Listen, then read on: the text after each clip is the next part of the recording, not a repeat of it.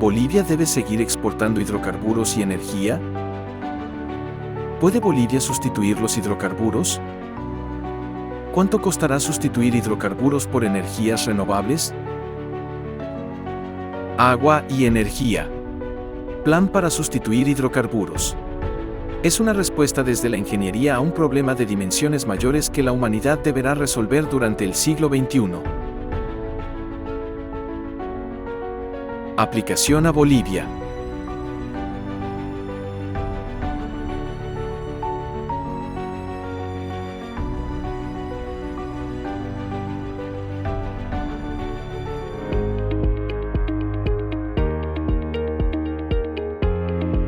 Demanda de energía, biocombustibles, hidrógeno verde, combustibles sintéticos. ¿Por qué son necesarios los biocombustibles? Tiene que quedar claro que hay un incremento sostenido de la demanda, tanto de diésel como de gasolina.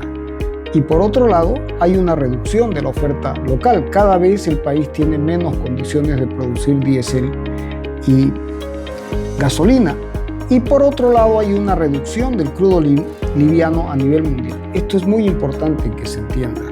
Gran parte del petróleo liviano de buena calidad para producir gasolina, diésel y con bajo costo ya ha sido extraído, ha sido consumido en los últimos 100, 120 años. Entonces, hoy el mundo está enfrentando el problema de que tiene que empezar a acceder a petróleo pesado, y refinar el petróleo pesado es más complejo, es más costoso, y en muchos casos, cuando la refinación no es adecuada, produce combustible de mala calidad. Entonces, ese es un problema que ha venido enfrentando el país durante los últimos años, con mayor o menor importancia, ¿no? Pero se va a agudizar en el futuro, no solamente para Bolivia, sino también para muchos otros países que tienen el problema de acceso a divisas, de que no tienen los suficientes recursos para pagar por el combustible precios elevados, pero también de que no tienen controles de calidad adecuados. Sus controles de calidad son laxos. Entonces, los proveedores, los que manejan la logística de provisión de combustible cuando es importado, entonces en los países en los que tienen controles laxos en la calidad del combustible, introducen gasolina y diésel de mala calidad. Ha sucedido en África, en otros países de Latinoamérica, y es probable que esto se agudice en el futuro. Entonces, considerando ese problema, su extrapolación a los próximos 10, 20, 30 años, el país tiene que pensar seriamente en que es extremadamente importante utilizar biocombustibles solo para consumo interno, no para exportar. Eso tiene que quedar muy claro para evitar que haya una presión inadecuada sobre el bosque y se empiece a competir con la producción de alimentos. Por otro lado, también tiene que quedar claro que la capacidad que tienen las refinerías en Bolivia en este momento, Gualberto Villarroel, 39.750 barriles por día, y la refinería Guillermo Elderbel en Santa Cruz, 24.600 barriles por día, sus capacidades dan un total de 64.350 barriles por día. 64.000, porque pensar de que van a trabajar a su máxima capacidad del 100% del tiempo no es real. El orden de magnitud, 64.000 barriles por día, y están diseñadas para trabajar con el crudo del país, que es crudo liviano. O sea que si por cualquier motivo el día de mañana, de aquí a 20 a 10 años o 15 años, es necesario importar crudo que no sea liviano, hay que cambiar esas refinerías con inversiones millonarias. Entonces es mucho más eficiente, es mucho más razonable. El país se hace independiente, migrando de manera orgánica, bien pensada, a los biocombustibles. Entonces, ¿cuáles son las opciones? La opción A: importar gasolina y diésel a precio internacional de buena calidad. Algunos podrán pagar, pero la mayoría evidentemente no, por la realidad del país. Una opción B: ampliación de refinerías para crudo liviano, importación de petróleo liviano, en la medida en que se agote el petróleo liviano que tiene el país. Opción C: ampliación de refinerías para crudo pesado importado, con la complicación que ello demanda y el gasto que demanda, como ya se mencionó. La opción D: biocombustibles para consumo local, Y la opción E, una combinación de las opciones anteriores, que es muy probable que termine siendo la que también se imponga. Pero que quede claro que los biocombustibles son una alternativa que no puede dejarse de lado en el futuro. Ahora, en el caso de los biocombustibles tiene que quedar claro los rendimientos. Estos son los datos que se presentan a continuación, provienen de la FAO. Esa es la fuente. Entonces, en el eje de ordenadas está el rendimiento de cada cultivo en la producción del biocombustible, metros cúbicos por hectárea de biocombustible, y en las abscisas el tipo de cultivo. Entonces la caña de azúcar tiene una producción de aproximadamente 450 metros cúbicos por hectárea o 350 dependiendo del tipo de suelo, del clima, de las condiciones de lluvia. No se puede hablar de aproximadamente 4 metros cúbicos por hectárea. Y en el caso del país, como ya existe una larga tradición en producción de caña, el país ya tiene experiencia en producción de etanol como biocombustible de la caña. Entonces, sin lugar a dudas, para el etanol, la caña de azúcar es una de las alternativas más viables, es la alternativa más viable, ¿no? Pero también debe mencionarse de que la caña de azúcar tiene un periodo, que es la zafra, y en los momentos en que no hay zafra, no hay producción de etanol. Entonces el país tendría que cubrir esos periodos con una gran capacidad de almacenamiento de combustible, lo que no es un tema menor, pero se puede combinar con el sorgo dulce. Ese es un tema también que no puede dejarse de lado. En el caso del diésel está la soya como una alternativa y la palma de aceite. Ahora, utilizar la soya para biocombustible es irracional, absolutamente irracional, porque su rendimiento es de 0,5 metros cúbicos por hectárea en promedio, de acuerdo a los datos provistos por la FAO, mientras que la palma de aceite es de 4 metros cúbicos por hectárea. A eso hay que sumarle de que la palma de aceite es un cultivo perenne y la soya no. Entonces la soya tiene que ser utilizada para otras cosas, para producción de aceite, producción de alimento balanceado, para exportación, generación de divisas, pero no para biocombustible.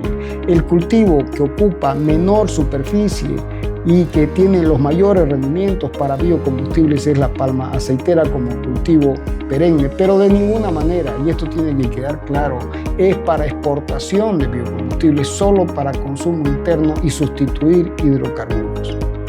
Eso lleva a que, siguiendo la transformación para la demanda 2060, con el etanol 20%, el diésel 20%, se requeriría una superficie de 445.000 hectáreas de caña de azúcar adicionales y de aceite de palma, ¿no?, para el biodiesel de 275.000 hectáreas, lo que da un total de cultivos perennes, sumando caña de azúcar y palma aceitera, de 720.000 hectáreas adicionales de cultivo para satisfacer la demanda de biocombustible. Ahora, la caña de azúcar es un cultivo potenciador de una verdadera economía local. ¿Por qué? Porque produce azúcar, produce alcohol y produce el etanol en distintas versiones, E5, E10, E20, hasta el E95, 95% o el 100% como hoy existen los autos flex que toleran cualquier combinación de etanol con gasolina, ¿no? Hay que tener en cuenta que esta es una tecnología antigua, madura. El primer auto con etanol, 100% con etanol, es el Fiat 147, que fue producido en 1979 en respuesta a la crisis del petróleo de 1973. Tecnología absolutamente madura, ¿no? Luego viene el Volkswagen Gol 1.6 Total Flex, que permite la combinación etanol-gasolina producido en distintas proporciones el 2003, ¿no? ¿Y dónde está la diferencia con los motores normales? En que los inyectores y los tanques tienen que ser resistentes a la corrosión y tienen que tener un sistema de arranque en frío. También esa es una tecnología absolutamente madura y el país tiene que avanzar a paso firme en la sustitución de la gasolina por el etanol. Entonces, como ya mencioné, uno de los problemas que hay trabajando solo con la caña de azúcar, es la logística de almacenamiento por los periodos de cultivo de la caña de azúcar, pero eso se puede resolver con tanques solamente almacenamiento, pero también con producción de sorgo dulce para tener biocombustible los 12 meses, en el caso del etanol. En los cálculos que se han hecho, se plantea una sustitución de al menos un 20%, tanto para el etanol como para el biodiesel, para no presionar mucho en el cambio de todo el parque automotor. Sin embargo, en el caso del etanol tiene que quedar claro que la tecnología es absolutamente madura, está disponible y puede llevarse al 100%. ¿Qué pasa cuando hay que sustituir el gas natural en hogares? Una alternativa es electrificar al 100%, como ya se mencionó en algún capítulo anterior. La otra alternativa es sustituir el gas natural por el biometano.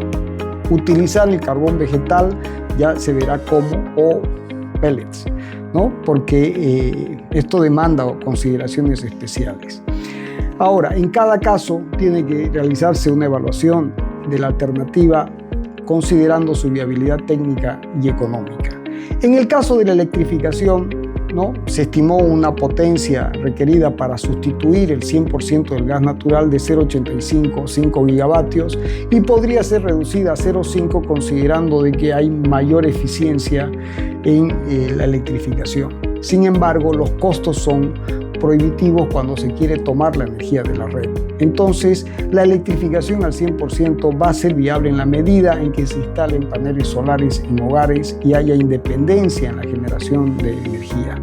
En los hogares de escasos recursos, la sustitución del GLP o del gas natural subsidiado tiene que ser muy bien planteada porque genera una inviabilidad económica. Ahora, en el caso del biometano, ¿Qué significa sustituir el gas natural por biometano? Bueno, nuevamente, para producir biometano hay distintas alternativas, datos también provistos por la FAO. Se tiene un rendimiento en la producción de biometano en metros cúbicos, en ordenadas, por kilo de materia seca. Y las alternativas, el estiércol bovino, los purines de cerdo, es decir, estiércol de cerdo, el ensilado con rastrojo de maíz o de pasto, y el ensilado de maíz con la planta entera y lodos de depuradoras de plantas de tratamiento de aguas residuales. Las mejores alternativas para producir biometano están con el ensilado de rastrojo de maíz o el ensilado de maíz, la planta entera, con un valor referencial de 0,36, 0,42, 0,40 metros cúbicos de biometano por kilo de materia seca. Ahora, si se hace la transformación para satisfacer la demanda de gas natural con biometano en el país, debido a cómo se ha avanzado en la provisión de gas natural en hogares y en comercios, no debe olvidarse que el país ha hecho un gran esfuerzo por sustituir la garrafa por las redes de gas natural. Entonces, si ahora se quisiera sustituir el gas natural por biometano utilizando la mejor alternativa, que es el maíz o el pasto, el rastrojo de maíz, entonces se requeriría una superficie de 2,25 millones de hectáreas. Es una superficie mayor. Entonces, claramente, y además ese biometano habría que manejarlo, o sea, para poder convertirlo en un sustituto del gas natural, o sea, no es un tema menor, y los costos es muy probable que comparados con los costos actuales, sean bastante superiores. Entonces, el biometano se plantea más por ahora, mientras no existe una disrupción tecnológica, como una materia prima para la industria. Alternativas para calor en hogares, en los lugares donde no es posible electrificar al 100%, o los hogares de clase media, media alta o alta, sino clase media baja, o las familias de menores recursos. Bueno, una alternativa sería trabajar con biomasa residual de manejo de bosque, que viene del control de incendios. Ya se explicó en el capítulo de oferta de energías renovables que el país tiene bosques sometidos a la presión de incendios. Entonces, una forma de contribuir a la reducción del riesgo de incendios es eliminando la biomasa residual. El concepto, porque en la práctica es bastante más difícil. ¿Eso qué significa? Retirar toda esa biomasa residual. Se habla de que del total de la biomasa del bosque, aproximadamente por año, un 5 a un 10% sería biomasa residual, y manejando esos porcentajes es posible tomar esa biomasa residual y convertirla en pellets o en carbón vegetal, que luego podría sustituir el día de mañana ante la necesidad imperiosa de sustituir el gas natural para calor en hogares. Bueno, en el caso del pellet, ¿no? Hay que recordar que su poder calorífico está en 17 megajoules por kilo, en el caso del carbón vegetal 30 megajoules por kilo, y no hay que olvidarse que el gas natural, que es el que se quiere sustituir, es de su poder calorífico inferior está en 50 megajoules por kilo. Es por eso que cuando se quiere sustituir el gas natural por pellets o por carbón vegetal se requieren inmensas superficies de bosque, porque no hay que olvidarse, lo repito nuevamente, que el bosque sigue intacto. Se habla de la biomasa residual, de manejo de bosque para controlar incendios y prevenir los incendios. Lo están haciendo, por ejemplo, en California en este momento. Entonces, si se quisiera sustituir el gas natural de esta forma por carbón vegetal, se necesita manejar aproximadamente 1 millón de hectáreas. Y en el caso de los pellets, 2,9 millones de hectáreas. Son superficies mayores y evidentemente los costos no son en absoluto despreciables. El hidrógeno verde es un claro sustituto del diésel porque se usa para maquinaria pesada, ¿no? Estamos hablando de grandes camiones, y en el futuro para maquinaria agrícola, ¿no?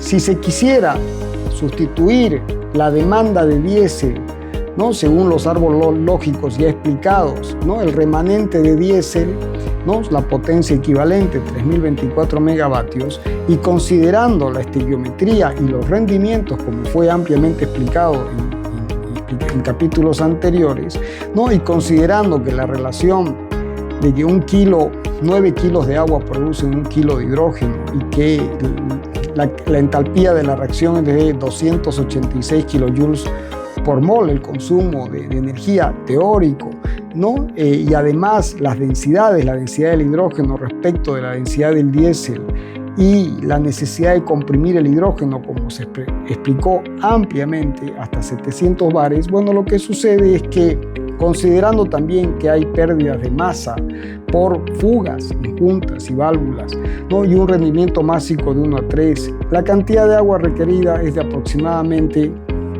para sustituir el diésel requerido en el 2060, es de 0,68 metros cúbicos por segundo, considerando un rendimiento de la electrólisis de 0,70 y un factor de compresión del gas de 1,70, más el consumo de energía para producir el hidrógeno, se requieren 17 gigavatios de potencia instalada.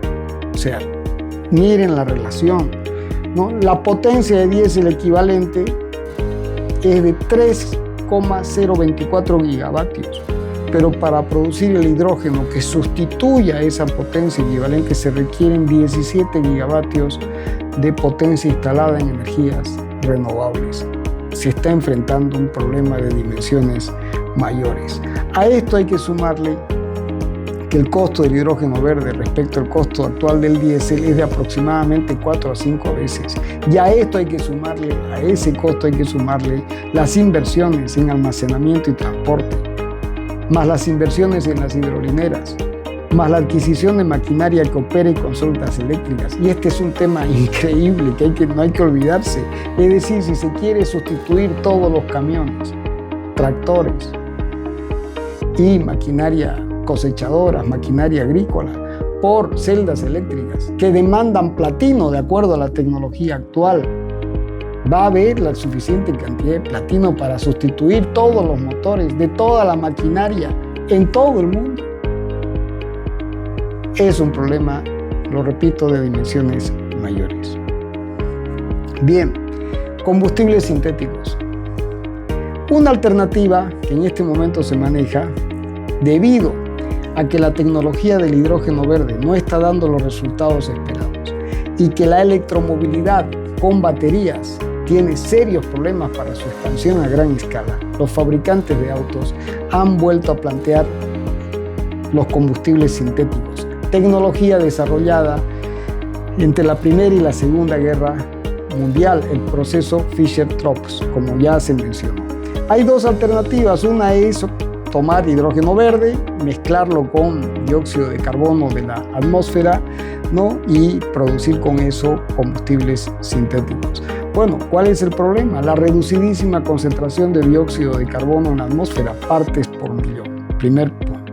Segundo, intermitencia en la generación de energía solar y eólica, ¿no? La fotografía muestra una planta experimental, una planta piloto que ha implementado Porsche en el sur de Chile por la existencia de energía eólica relativamente regular, abundante y barata, existencia de agua dulce para la producción de hidrógeno verde, y que están tratando de ver, de masificar esto y sobre todo analizar el tema de los costos, ¿no? Bueno, pero el problema que hay es que hay intermitencia en la generación de energía, entonces otra vez se vuelve al nudo gordiano de las energías renovables, es decir, hay que almacenar energía, ¿no? Y es un tema que hay que resolver. Una segunda opción es utilizar biomasa residual de manejo de bosque, carbón vegetal para producir combustibles sintéticos, algo que también ya se ha puesto sobre la mesa. Entonces, el concepto nuevamente es el de tomar el bosque, 100% del bosque, ¿no? Considerar solamente el 5% o el 10% de biomasa residual producida por año con la finalidad de evitar incendios, ¿no? Y considerar que esa biomasa residual puede ser transformada en carbón vegetal, que tiene un poder calorífico de 30 megajoules por kilo, pero no hay que olvidarse que el carbón mineral, que fue el que dio el origen al proceso Fischer-Tropsch para generar combustibles sintéticos entre la Primera y la Segunda Guerra Mundial, el poder calorífico era mayor, 46 megajoules por kilo. Y bueno, ese poder calorífico se aproxima al de la gasolina y al del diésel. Bueno, en el caso del carbón vegetal hay un menor poder calorífico, lo que da menores rendimientos. Entonces, ¿cuáles son las diferencias que hay con el proceso desarrollado para el carbón mineral? Bueno, hay que hacer un acondicionamiento del gas de síntesis, ¿no? Hidrógeno con el monóxido de carbono. Aquí también tiene que quedar claro que algo de hidrógeno se requiere, no es simplemente utilizar el carbón vegetal al 100%. El proceso es exotérmico, con excedentes que pueden ser inyectados a la red, ahí no habría problema. Y en el caso de la producción de la gasolina, la temperatura del proceso es entre 300 y 350 grados con una presión entre 20 y 40 bares. El catalizador es hierro, así que no, como el país produce hierro, no habría demasiado problema, pero el catalizador es en base a hierro, pero es específico, ¿no? En el caso del diésel, la temperatura es levemente diferente, entre 190 y 260 grados, con una presión de 20 a 45 bares, y el catalizador es cobalto. Bueno, el país no es ampliamente difundido, pero se sabe que en el país hay minas de cobalto que podría usarse en el caso de baterías de litio, en este caso también como catalizadores de ser necesario. Pero acá viene el gran problema, que el manejo de bosque para recolección de biomasa residual, para control de incendios, ¿no?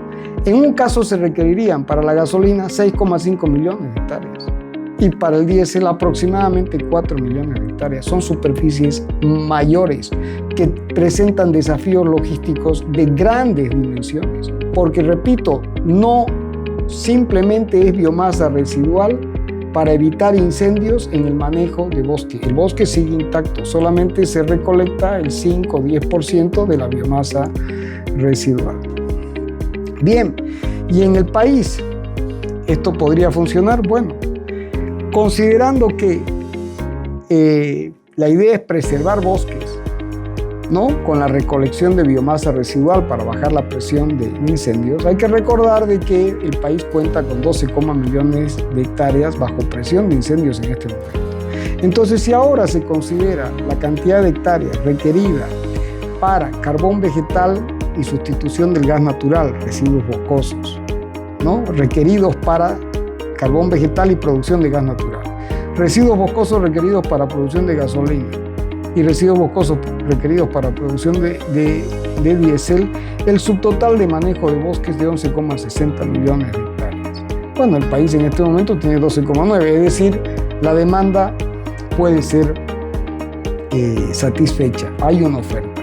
Sin embargo, tiene que quedar claro que el ejercicio que se está haciendo para poner sobre la mesa la complejidad del proceso y además las dificultades que esto tiene hacia adelante, ¿no? Van exclusivamente por una evaluación de la disponibilidad de la materia prima, dejar claro que el proceso industrial requiere tecnologías de optimización, que es un tema todavía no resuelto, ¿no? Y la viabilidad económica de todo esto va a depender de la relación con el costo de los combustibles fósiles. Bueno, y como se verá más adelante, el punto de equilibrio actual demanda más de $125 por barril de petróleo de manera sostenida y estable. Es decir, no es suficiente que el barril de petróleo supere ese valor, ¿no?, de 125, sino tiene que haberlo superado de manera sostenida y estable, como ahora se ha superado los $50-60 porque es el límite para la viabilidad del fracking. Bueno, todo esto que hoy son conceptos, que hoy son teorías, ¿no?, pasarán a la mesa, a planos, cálculos planos y a construcciones cuando los hidrocarburos no existan como existen el día de hoy. Agua y energía.